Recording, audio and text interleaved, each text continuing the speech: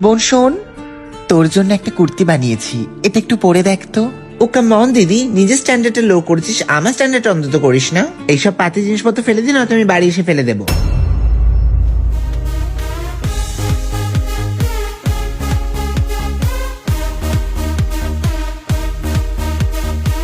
দিদি, আমার সব বন্ধুরা গোয়া যাচ্ছে, আমিও যেতে চাই।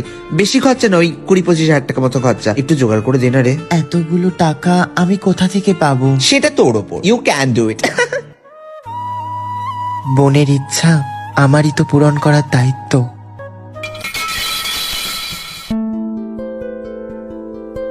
এত ভালো কাজ আপনার, আমার ইন্ডাস্ট্রি হয়ে কাজ করতে পারেন তো?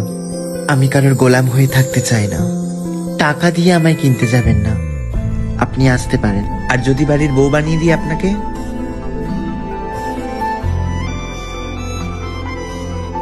এই দিদি, এ কি রাহুল, তুমি কখন এলে? দিদি, ও রাহুল আমার বয়ফ্রেন্ড।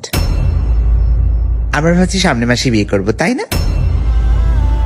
তোদের বিয়ে দেওয়ার দায়িত্ব আমার। রিয়েলি দিদি? Thank you, love you.